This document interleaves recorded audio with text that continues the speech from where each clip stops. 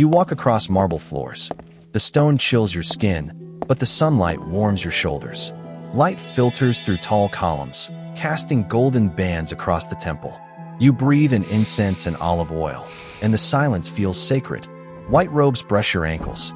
You move with care, trained by years of ritual. Every offering placed before Athena's altar carries your devotion. Every word spoken into still air feels heard. Athena's temple hums with order, with symmetry, with silence broken only by prayer. You keep it clean. You keep it holy. You are the youngest priestess, but the most devout. Eyes down, steps measured, thoughts pure. Your hair, long, gleaming, alive with movement, draws eyes wherever you go. Children whisper about it. People murmur blessings. They call you beautiful, but you offer that word up to the goddess. Beauty serves no pride here, only purpose. The temple surrounds you like a living thing, its vastness quiet, wise, unshaken by time. You polish the shields, light the sacred flame, and kneel in Athena's shadow without fear. Her stone eyes stare forward, unblinking. You find peace in their weight. Outside, the Minotaur fights shadows for something to devour. The Hydra hisses between each strike and flame. The Chimera breathes fire across the hills. Inside, Athena watches. Outside, the siren's chase echoes the earth has swallowed. Inside, the air stays still. You feel safe. You give your life to her. For meaning, for order, for something higher than desire. For now, you are simply a priestess. Devoted, untouched, full of light. You move like a prayer held in breath. The stone listens. The flame trusts your hands. You ask for nothing and give everything to a goddess who never blinks. You sweep the temple floor at dusk. The last rays slip through the columns, painting gold across stone. You light the sacred flame. The scent changes, brine and storm. The floor hums beneath your feet. The shadows stretch longer than they should. And there he stands, tall, salt-stung, eyes like deep water. He smiles, but this smile holds no warmth. You speak the goddess's name. You step back. He steps forward. You press your back to the wall. He traps you against the stone. You are held with force. The room tilts. The altar crash. The flame dies. Later, silence. You curl on the cold floor. Salt still clings to your skin. Your hair, spills out like shadows across the marble. You tried to gather it, as if that could braid the world back together. Footsteps. Another presence enters. Sharp, precise. She looks at you. She looks at the temple. She sees the broken altar. She sees the cracked offering bowl. She sees the sea god's mark left behind. Her eyes find you. You reach for her. With faith, she steps back. You wait for justice. She gives you judgment. Her gaze cuts deeper than Poseidon's hands. You see it in her face. Calculation, disappointment, fury shaped into reason. She named you impure, said your beauty lured him, said your presence defiled her sacred space. And you wept harder at her words than his hands. She lifts her hand, and everything begins to change. You begged her with your eyes. She gave you shame, not comfort, not justice, just a verdict, carved where you were already bleeding. Your knees press into marble. You lift your head to meet Athena's gaze. She gives gesture, one hand raised. Heat coils through your scalp.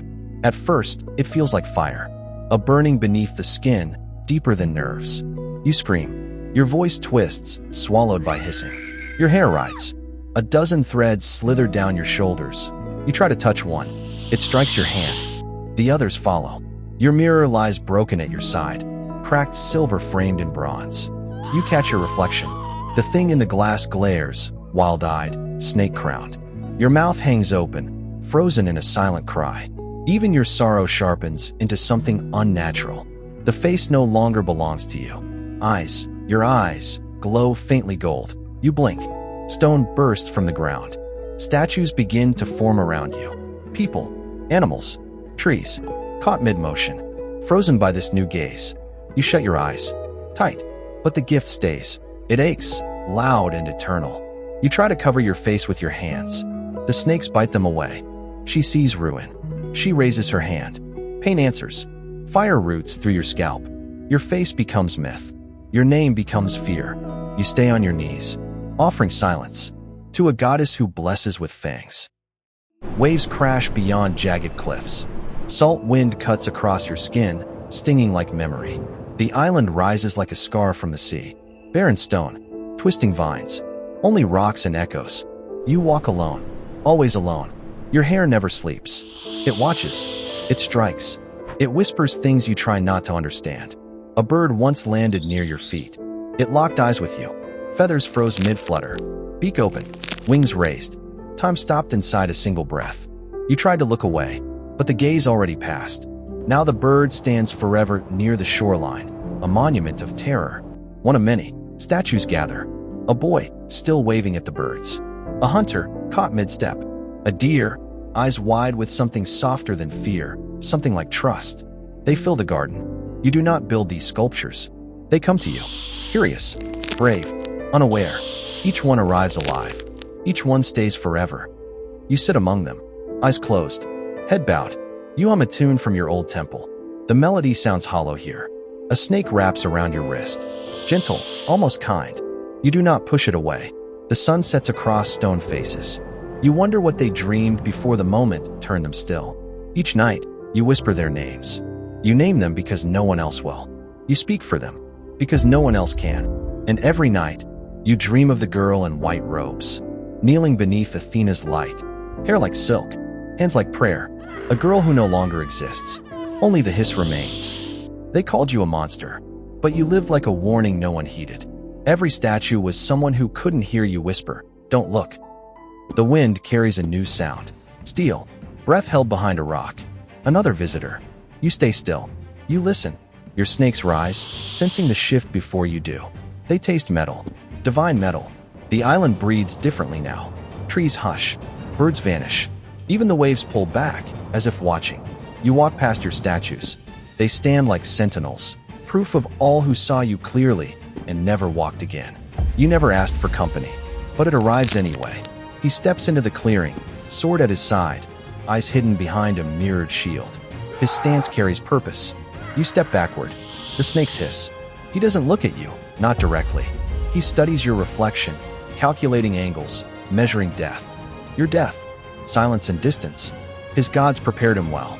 A trick mirror, a blade guided by Athena's favor, wings on his feet. They gave him everything. They gave you the silent. Your feet slide over the cracked earth. You raise your voice, but it carries no meaning to him. He strikes while your eyes drift. Your head falls before your breath ends. Your story halts in silence. The snakes coil once, then collapse beside you. Only a clean cut, a hero's prize. A garden loses its keeper, and the sky watches with no judgment. They called it a triumph. But Perseus never met your eyes. He struck from the mirror, a hero crowned for not looking. Your body still moves. From the wound, life pours, not blood, but birth. A winged horse rises. A warrior child follows. Both belong to Poseidon. Both rise from pain you carried alone. Perseus lifts your head. The snakes still writhe. The gaze still kills. You become a weapon. He holds you out in battle, a face frozen in rage, used to strike fear into men who never knew your name. Athena mounts you on her shield. She lifts you high, gleaming with power. Not as a warning, as a symbol. They remember your death. They call it victory. Not by choice, but by fate. A prayer answered with silence, a life woven into her tapestry. Now your face guards her shield, and your name drifts between devotion and dread.